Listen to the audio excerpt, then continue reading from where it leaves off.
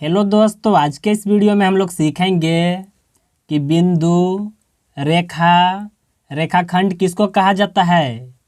देखिए, हम लोग सबसे पहले जान लेते हैं कि बिंदु किसको कहा जाता है।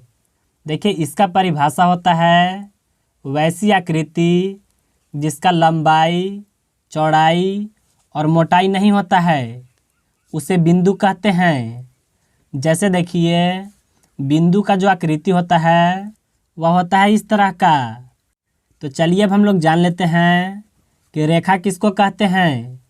देखिए, रेखा का परिभाषा होता है अनंत लंबाई वाली वह आकृति जिसका चौड़ाई और मोटाई नहीं होता है, उसे रेखा कहा जाता है।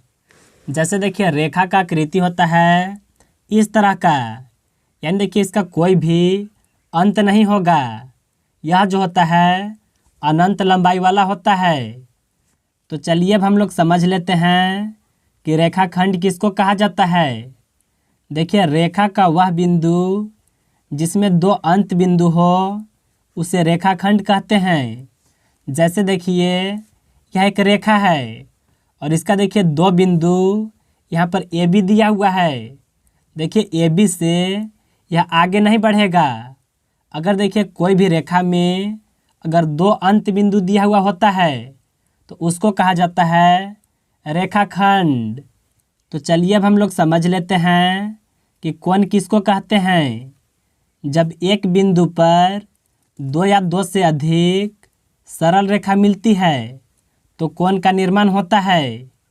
जैसे देखिए, यहाँ पर एक बिंदु है और एक सरल रेखा देखिए यहाँ पर है और दूसरा सरल रेखा यहाँ पर है। इसके बीच में देखिए यह जो बन रहा है इसको कोण कहा जाता है। तो चलिए अब हम लोग समझ लेते हैं कि आयत किसको कहते हैं।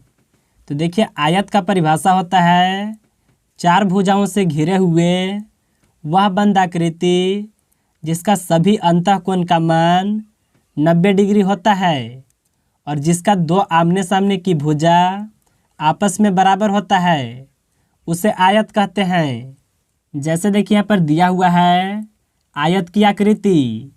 देखिए, इसका सभी अंतःकोण का मान 90 डिग्री है और आयत में देखिए दो आमने सामने की भुजा आपस में बराबर होता है। यानी देखिए, यह भुजा और यह भुजा बराबर होगा, यह भुजा और यह भी भुजा बराबर होगा।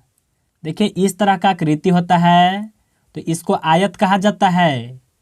तो चलिए अब हम लोग समझ लेते हैं कि वर्ग किसको कहा जाता है।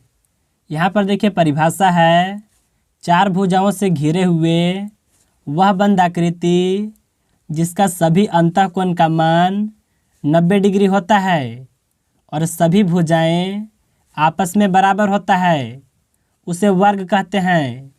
जैसे देखिए, यहाँ पर एक वर्ग का आकृति है। देखिए, वर्ग में सभी अंतःकोण का मान 90 डिग्री होता है, लेकिन देखिए वर्ग में सभी भुजाएं जो होते हैं वह आपस में बराबर होते हैं।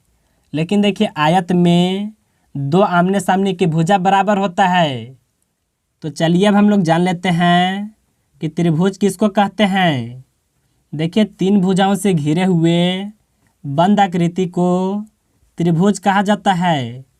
त्रिभुज के अंतःकोण का मान 180 डिग्री होता है और त्रिभुज के बाह्य कोण का मान 360 डिग्री होता है। जैसे देखिए, यहाँ पर एक त्रिभुज का आकृति है। अगर देखिए तीन भुजाओं से घिरे हुए एक बंद आकृति होगा तो उसको कहा जाता है त्रिभुज।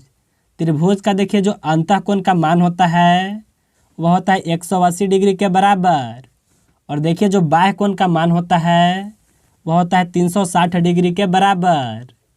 तो चलिए अब हम लोग जान लेते हैं कि वृत्त किसको कहा जाता है।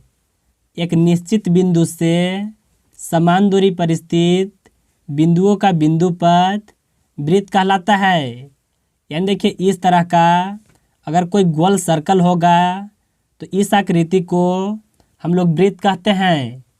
तो आप लोग अच्छे तरह से समझ गए होंगे कि आयत, वृत्त, त्रिभुज और रेखाखंड किसको कहा जाता है।